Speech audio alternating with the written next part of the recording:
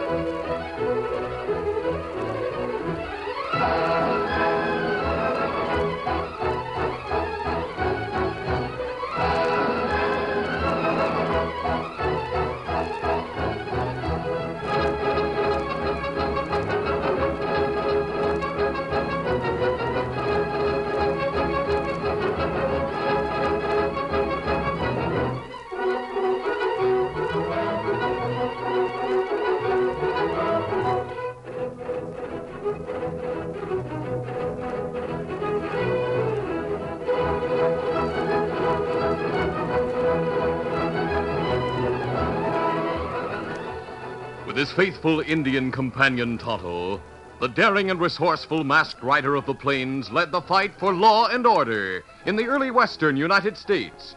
Nowhere in the pages of history can one find a greater champion of justice. Return with us now to those thrilling days of yesteryear. From out of the past come the thundering hoofbeats of the great horse Silver. The Lone Ranger rides again. Come on, Silver. Let's go, big fellow. I'll Silver. Away!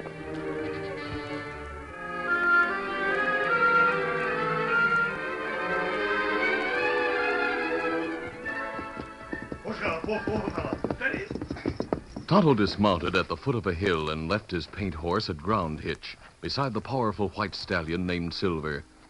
Silently, the Indian went up the hill on foot. The green slope was studded with grave markers. Tonto passed the final resting places of many people who had died in the nearby town of Shady Bend to approach his friend, the Lone Ranger, who knelt beside the newest grave. The masked man's head was bare. His white hat lay on the grass at his side, and he spoke as if to a friend. Jim, I'm sorry. You used to be a good fellow. I don't know what made you turn criminal, but I do know that you're not the only one who was involved in the murder of that federal man. I'm going to get the others. And because of the man you used to be, I'm going to see that your son is taken care of. Tonto waited silently until his tall, masked friend rose to his feet and put on his hat. Kemosabe. Oh, Tonto, I didn't hear you. Me send Dan Reed to town, like you say. He'll learn something about Jim Hawkins' son. How old Jim Hawkins' boy? Oh, Bob's about the same age as Dan. Me sorry we get evidence against smuggler gang. We didn't get enough evidence, Tonto. Our mission was to smash those men who were smuggling army guns into Mexico. So far, we've failed. One of gang caught. Yes, and it had to be Jim Hawkins. Poor Jim, I never suspected he had turned crooked. What make him turn killer, Kemosabe? I won't believe he did turn killer. Him hang for death of government agent. Because, Tonto, he was the least important member of the gang. The others knew someone had to be caught, so they fixed all the evidence to point to Jim. What we do now, Kemosabe? We must get the rest of the gang. Meanwhile, when Dan brings back word about Jim's wife and son, we'll see how we can help them. I owe Jim that much. All right, you there. At that moment, a furious battle was in progress in the town of Shady Bend. Bob Hawkins and the Lone Ranger's nephew, Dan Reed, fought side by side against half a dozen other boys. Dan had been taught by the Lone Ranger how to dodge and parry blows and how to hit effectively. He and Bob Hawkins blackened several eyes and bloodied the noses of a couple of boys. And finally, the attackers withdrew. Come on, fellas, we'll get Hawkins next time. Yeah, we'll get you, Hawkins. We're sure you're not one of our shady bits. We got as much right to live here as you have, and you're not going to drive us out. You're part of the killer. You're part of the killer. Why, you... Let him go. We gave him something to think about. Hey, why'd you pitch into the fight and help me out? You needed help. The odds were against you. Say, I'm Bob Hawkins. I guess you heard what some of the fellas said about my dad. I'm Dan Reed. I heard about you, Bob. In fact, I came here to look you up. Your dad was a friend of my... was a friend of a friend of mine. Oh. Well, they all say Dad was no good, but that's not true. He was a swell dad.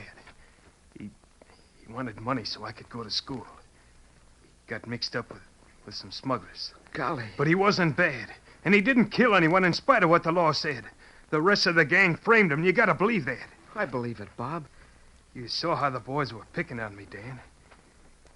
I don't mind that so much. It's the way the grown-ups treat my mother. None of them speak to her anymore. Well, I won't sit still for that. I can hear her crying almost every night when she thinks I'm asleep. I'm going to do something about it. I'd like to know your mom, Bob. Would you come out to our house? I'd like to. Oh, would you? Would you really? Oh, gee, that'd be great. Come on, Dan. We live right over there. It's not much of a place. We had to move after Pa was buried. We used to have a lot bigger than this. The Lone Ranger and Tonto were waiting in camp when Dan returned and told about the fight and the visit to Bob Hawkins' house. I like Bob Hawkins, sir. He's a swell fella, and his mother's a peach. How's his mother doing? Well, I guess things are pretty tough. Oh. Bob can't get a steady job. He works when he can. His mother tries to sell cookies and bread and other stuff she makes, but not many people will speak to her. Bob and his mother didn't have anything to do with the murder of that government man. Why should everyone blame them for what Bob's father did? People are like that, Dan. According to Bob, most of the crooks are still at large. His dad's the only one who was caught. Yes, that's right. The smugglers' organization is still practically intact. Are they still smuggling guns into Mexico? Oh, I think they'll lie low for a time, then start operations again when they consider it safe. Those crooks. They should have been hung instead of Bob's father. If they're not found, Dan, they'll expand their power till they become a real danger to the international relations with Mexico. Furthermore, a government agent has been murdered. Every man who had a hand in that must pay. I wish something could be done so Bob wouldn't have to leave town. Oh, is he leaving? Uh-huh. He and his mother can't earn enough to live on. Bob's leaving in the morning. He'll get a job someplace where he's not known and then send for his mother. In the morning, huh? Yes, sir. Why? I want to talk to that boy. I'll see him tonight.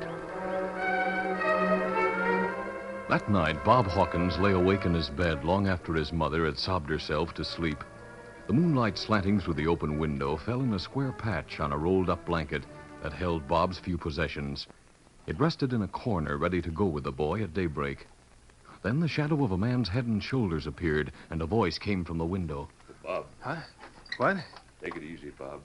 There's no need to waken your mother. Who are you? Bob turned toward the window as he leaped from bed. There was light enough to reveal the fact that the midnight visitor was masked. What does that mask mean? Are you one of the gang? Don't let the mask mislead you. Come over to the window, Bob. I want to talk to you. If you're one of the crooks of No, frame... I'm not. I want to get those crooks who ruined your father, and I want to help you. No one can help me. I don't want any Bob, help. also, I want you to help me. I'm not helping anyone. That's a mistake my father made. I knew your father. He was a good man until he met Tom Martin. The law said he was a smuggler and a killer. Yes, I know. He wanted you to have much more than he could afford. He wanted you to have a college education, money to travel. No, He listened to Tom Martin. He saw what he thought was a chance to make a lot of money easily without hurting anyone. He didn't realize how much harm might come of supplying Mexican renegades with American arms. Bob, I want you to help me make Tom Martin and his pals pay for what they've done. Why doesn't the law get them like they got Dad? The law must have proof against those men. You might be able to help me get that proof. How? You're planning to leave town. I figured on leaving at daybreak. My blanket roll's all ready. I want you to leave, but not at daybreak. Before you go, I want you to do some talking in town. Talking? Yes. Stay in town for several days while you talk about leaving to get a lot of money. I'll tell you what to say. The Lone Ranger spoke in a low voice for over half an hour while Bob listened with mounting interest and enthusiasm. The boy did not leave town at daybreak. He stayed around for several days, during which he dropped remarks in certain places and did some carefully planned bragging. Soon after Bob Hawkins left Shady Bend, a man named Bart Jenkins mounted a horse and rode hard to a cabin in a woods not far away. Tom Martin and several other men were there. They came out to meet Jenkins. Riding hard, Bart. Yeah, what's up? Something wrong? Tom, I got news. Well, let's have it. Jim Hawkins' wife and son have been having hard going since the trial. You knew that. That's not my worry. I gave Jim Hawkins what I promised. He got his share. He didn't do any of the dangerous work like the rest of us. We didn't need him at all. It was Tom's idea to have him act as front man and handle the cash. And it was a good idea. He's the one who was seen, so he's the one who got his neck stretched. As for handling the cash, none of you'd trust me. And I felt the same way about you critters. You only thought you could trust Jim Hawkins. What's that, Bart? Remember you thought he should have got more cash than he collected? Yeah. That's what we thought. Well, it looks like he did. Huh? He held out on us. He held up? He hid away a lot of the cash, and now his son is going to get it. What's that? Bob didn't know I was working with you, Tom. He told me a few things, bragging sort of. He's got a masked man and an Indian to help him, and they were How riding does it happen he talks to you so free? He's glad to have someone who listens to him. Not many people talk to him. What about the masked man and Indian who are helping him? After what he told me, I kept watch on him. He got enough cash from Summers to buy an old horse. This morning he left town, so I followed for a ways. Outside of town, he met the Indian and the masked man. The three started along the trail toward Pleasantville. Well, why didn't you follow him? Those two men wore guns tied low. I didn't want to take chances. So I come here fast. We can cut them off on the trail if we go over the mountain. Maybe we should let the boy have that cash. After all, Hawkins took his medicine without telling on the rest of us. Only because I told him his wife and kid would get hurt if he did. If he held out on the cash, I want it. Me too. Get the horses, boys. The four of us will be able to handle the boy and his pals. We'll bring him back here and ask some questions.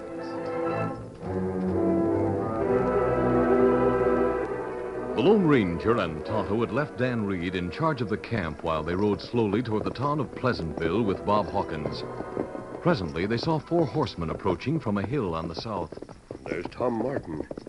He's been suspected of many crimes, but no one ever had proof against him. There's Bart Jenkins. He lives in town. One of the men you talked to? Yeah. Bob, I think you're looking at the men who ruined your father. If I had a gun, I'd make 'em pay. No, the law must get them. Now remember, Bob, you too, Tonto, do exactly as I said. Me remember, Kimosabe. Right in there, you're covered. Hold on. They've all drawn guns. It's all right, Bob. Hey, Bud, why are you waving a gun at me? Take it easy, Bob, and you won't get hurt.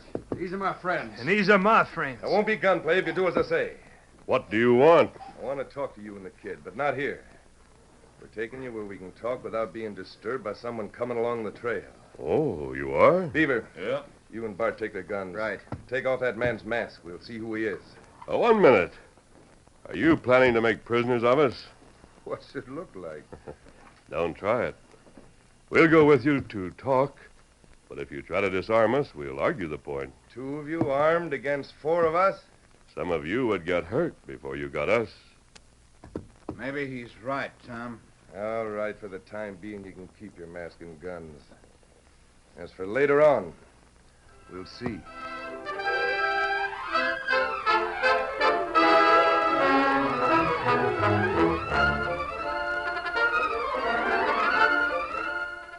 The curtain falls on the first act of our Lone Ranger adventure. Before the next exciting scenes, please permit us to pause for just a few moments.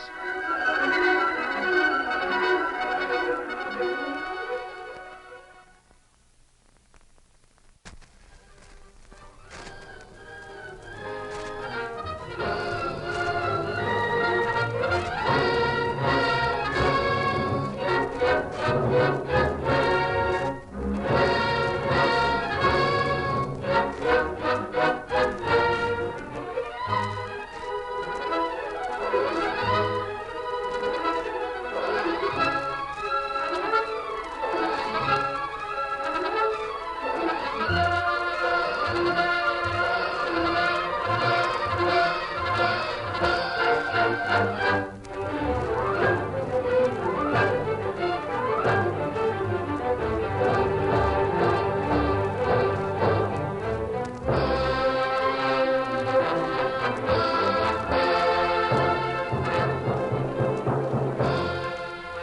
to continue. Tom Martin looked at the masked man and saw what he thought was a trace of a wink. He accepted the Lone Ranger's offer to go to the shack without resistance if no effort were made to disarm or unmask him. Bart Jenkins rode ahead to show the way. The Lone Ranger followed, accompanied by Bob Hawkins and Tonto. In the rear, Tom Martin and the two remaining smugglers held their guns in readiness. One man was left outside the shack as guard, so there would be no interruption. The others went inside. Martin eyed the masked man for a moment. Now we can talk. I think I know what you want to discuss, Martin. Before we get down to business, we'd better send the boy outside. Who, me? Now, hold on. Quiet, Bob. Why can't I hear what you're going to say? Because, unless you're outside, I won't talk. Take him outside and tell Joe to watch him. Right, Bones. How about the Indian? He stays. Get going, Bob. Oh, this is a dirty trick. Doggone it, I want to hear what he says. Hey, Joe. Boss wants you to keep an eye on the boy and see he don't get away. I'll watch him. Now then, how about getting down to business? I'm ready if the masked man is. How about it? I've let you keep your mask and guns, and I've sent the boy out. Now, is there anything else you'd like before you're ready to talk? I'm ready now. You know, of course, what the three of us were after. How would I know what you were after? Bob Hawkins talked too much. He talked to Bart Jenkins. Jenkins hurried to you with the information, and you came after us. Ah, you're smart, hmm? Not especially. But I know a few things about you, Martin. What do you know about me? You outwitted a government agent for a long time. When he finally came close to learning about the smuggling of stolen army rifles, you killed him and fixed things so Jim Hawkins paid for the murder. You were smart enough to keep Hawkins from squealing. How did you manage that? Threaten the life of his wife and son? I didn't bring you here to ask questions. You're to answer them. It is true, isn't it, Bart, that Bob Hawkins told you his father had received some cash from the last shipment of guns across the border? Strikes me as odd that the kid didn't speak of it or do something about it before this. He knew very little about it until I talked to him. Even now, he can't locate the cash without my help. You tell us where the cash is hidden. Oh, no, Tom. I won't do that. I'll get the boy to talk. He can't tell what he doesn't know. Why, you... Martin, here's the situation. I know that a lot of money paid for smuggled rifles by Mexican renegades is hidden, but I don't know where. To get that information, I must call on a certain man, and he won't talk unless I take Bob Hawkins with me. You'll have to see the boy to be sure Bob's in on the deal. After I have that information, I'll need help. More help than the Indian can give you? Yes, I'll need your help. That's why I was willing to come here for a discussion. Ah.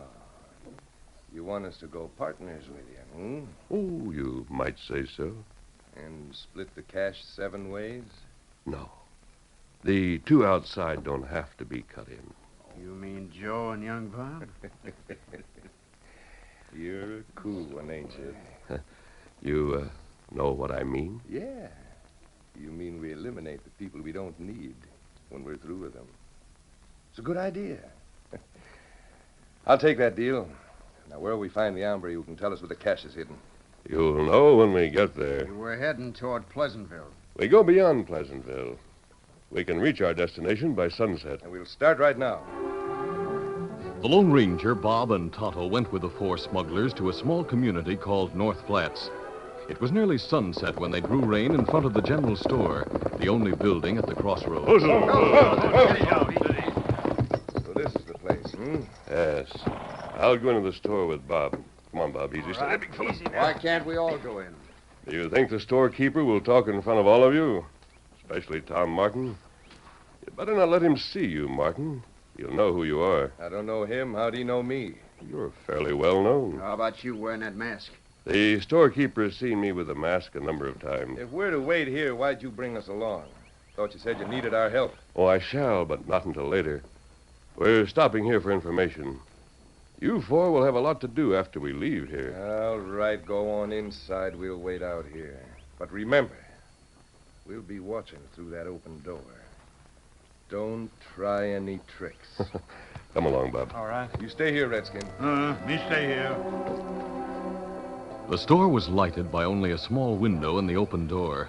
The smugglers outside couldn't see too clearly. They didn't know that the man behind the counter was not the regular storekeeper, that his beard was false, or that he was actually a special agent for the government, working by prearrangement with the Lone Ranger. Those men outside are the crooks. To get evidence against them, we must find where they've hidden the money. Their records and the guns they still hope to sell. Just tell me the next move and I'll play along. If those men think the law is after them, they'll hurry across the border. They'll be sure to take their cash with them, and most likely their rifles and their records. I see. When they go for those things, they'll reveal their hiding place. Yes, that's it. Well, how are you going to make them believe the law is after them? I'm going to fire my gun, make them think I've killed Bob Hawkins. They'll know that in a murder case, they'll share the blame with me, because we're all together. Now, Bob, you stand over there.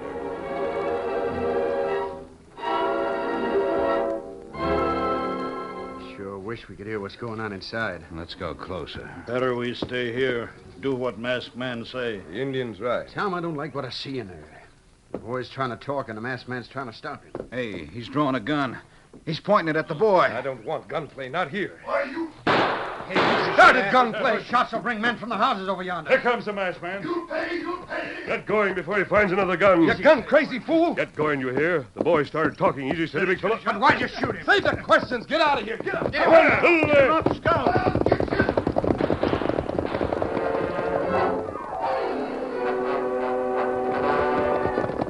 The 6 men rode hard away from town and maintained the fast pace for several miles. Then Tom Martin signaled a halt. Steady, big fella. Oh. We can stop here for the horses to get their wind. And for you to tell me why you started gunplay. You'd have done the same thing, Martin. That man in the store wasn't the storekeeper. Who was he? Special agent for the government. What's that? He must have learned that someone would go there. He took the storekeeper's place. When Bob found it out, he told the man who you were. Why, that What else did he say? He told about your hideout, your shack in the woods. Why didn't you shoot sooner? I did the best I could. You should have killed the government man. Oh, no, that's too risky. The law always gets the killer of a government man.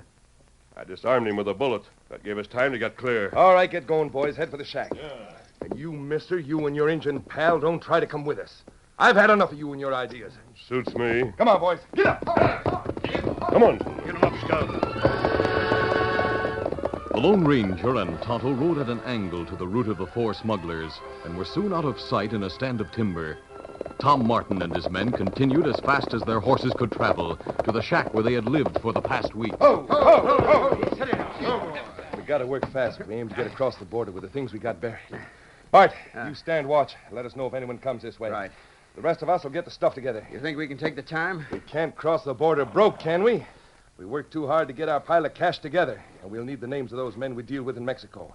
I'll get the records. Get to work, boys, and fast. The smugglers went to work at frenzied speed. With spades, they attacked a mound of earth not far from the shack. The dirt flew in all directions, and soon they had unearthed a wooden chest. Meanwhile, Tom used a pickaxe on a small stone fireplace. He knocked out a couple of rocks and brought a paper-wrapped package of records and money from the opening. He rushed outside where the men had thrown open the wooden chest. All right, I got the cash and records. You boys take those rifles. All of them? Certainly. Can't leave them here as evidence. Tie 'em in bundles. Each of us carry a bundle. If they get too heavy, we'll hide them someplace between here and the border. Hey, someone's coming through the woods. We got to have a little more time. If it's lawmen, we'll have to fight it out. Hell, we can leave the rifles and... I'm giving the orders. Look, it's that white horse, the masked man. Come in here. He's got plenty of nerve. Now, what's he want now? We'll soon find out. Why'd you come here? Easy, steady, big fella. I had several reasons, Martin. There's one thing I wanted to tell you and your men. Well, what is it? Speak fast. We haven't time to listen to talk. You boys get those rifles tied up. There's lots of time. You're not going across the border. Who ain't? What do you mean What? by that? There's a lot you men don't know. I came to tell you that in the first place, Hawkins didn't hold out any cash. What? But that kid told me He told you just what I told him to tell you, Bart. He told a number of people the same thing, to see who would rise to the bait. I suspected you might be the one, but I wasn't sure. Why, you... You crooks ruined the life of Bob's father. Nearly ruined the life of the boy. But I think things will be all right now. I don't like the way you're talking. It's beginning to sound like you tricked us. You're getting warm, Tom. You shot that boy and the government man. No, the boy was not shot. But you thought he was. You thought you'd have to get out of the country. But you didn't want to leave your loot behind.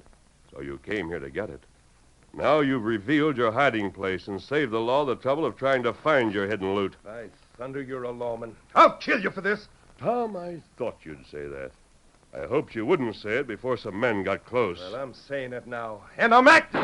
No! Hey, take boys! The first shot came from behind a nearby tree and blew the gun from Martin's hand. Others followed quickly, and several men moved into view behind their blazing guns. I'm quitting. I give up. Don't shoot. We'll shoot to kill unless you throw down your guns. Tom Martin was the last to quit. One arm hung limply at his side, but he drew a gun with his uninjured hand. As he brought it to bear, the Lone Ranger leaped forward. No, you don't. No! Let go of my wrist! Drop the gun or I'll break your arm. All right, all right. My hands are up. Don't shoot. Through shooting.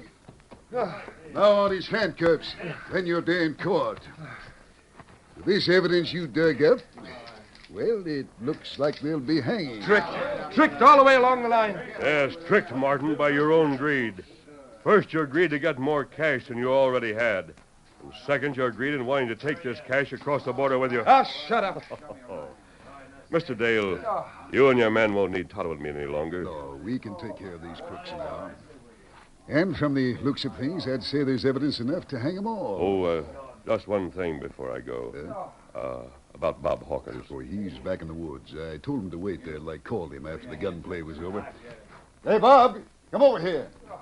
After helping in the roundup of these crooks, he should be restored to a good standing in town. He will be. I'll see that he's made the hero of this capture.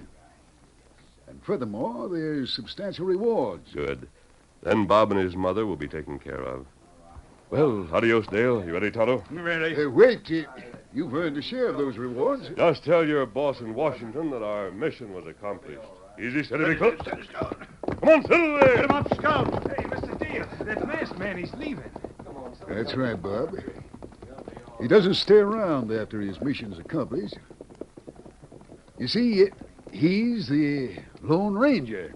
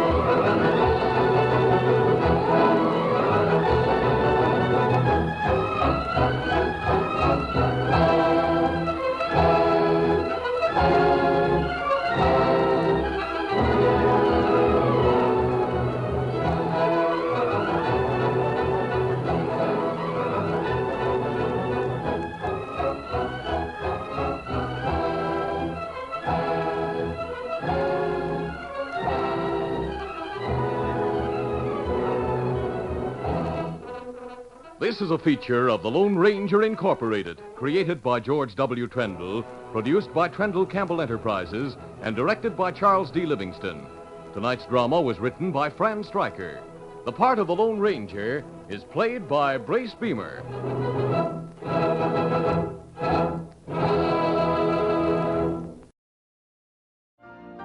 You've been listening to the OTR Gold Network. Find more classic radio at otrgold.com.